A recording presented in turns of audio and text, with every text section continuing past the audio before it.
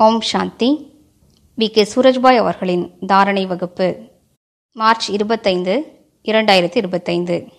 வாழ்க்கையில் மகிழ்ச்சியும் ஊக்க உற்சாகமும் எப்போதும் நிலைத்திருக்க வேண்டியது மிகவும் அவசியமானதாகும். உற்சாகமில்லாத வாழ்க்கை ரசனையற்ற வாழ்க்கையாகிவிடுகிறது. ஊக்கம் உற்சாகம் என்பது இறக்கைகளை போன்றவையாகும். அவற்றின் மூலம் நாம் பறந்து கொண்டே இருக்கலாம். பிராமண வாழ்க்கையின் சுவாசமே உற்சாகமாகும். எனவே நமது வாழ்க்கையினை ஊக்க உற்சாகத்தினால் நிறைத்து கொள்வோம். பிராமணர்களாகிய நமக்கு இது மிகுந்த சகஜமானதாகும். ஏனென்றால் பாபா நமக்கு ஓர் உயர்ந்த லட்சியத்தை வழங்கியிருக்கிறார்.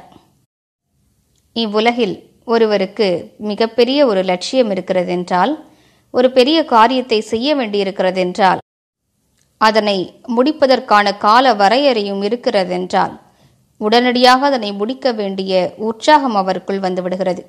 அந்த ஊக்க உற்சாகத்தின் காரணத்தினால் மற்ற அநேக வீணான விஷயங்களிலிருந்து மனம் தானாகவே விலகி இருக்கின்றது.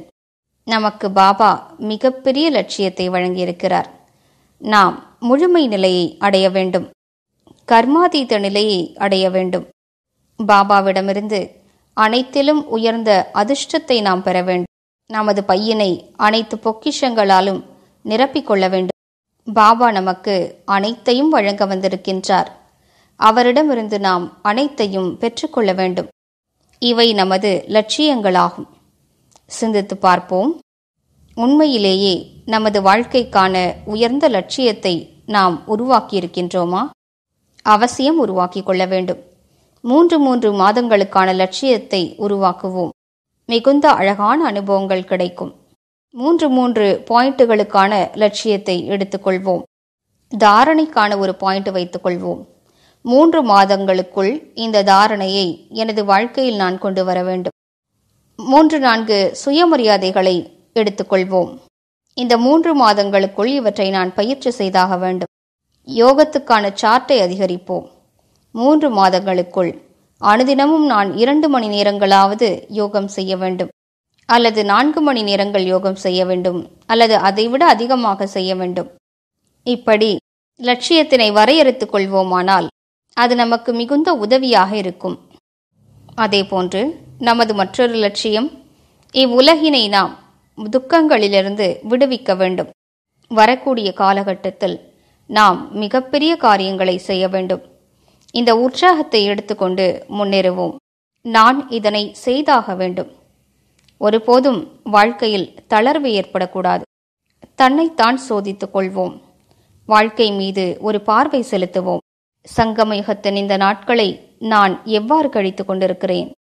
ஊக்க உற்சாகத்திலா அல்லது குழப்பத்திலா? மதிப்பில்லாத விஷயங்களின் வீணான சிந்தனைகளிலா?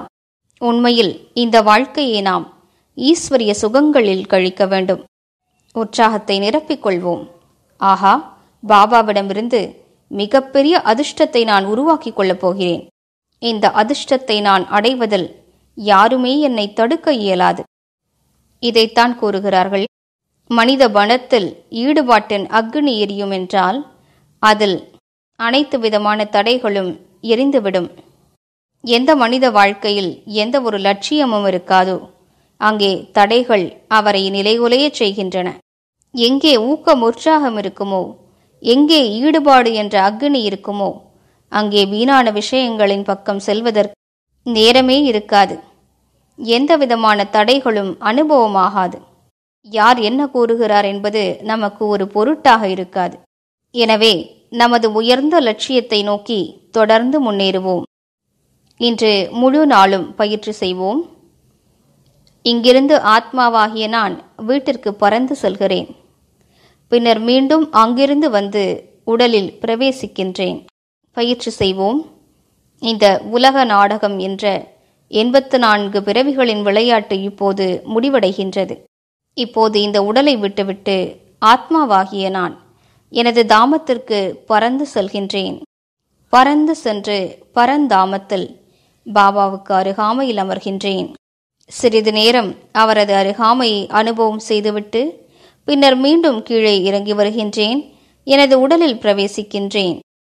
தொடர்ந்து இந்த பயிற்சியை செய்வதன் மூலம் நல்ல அசரீரி நிலை அனுபவமாகும். ஓம் சாந்தி.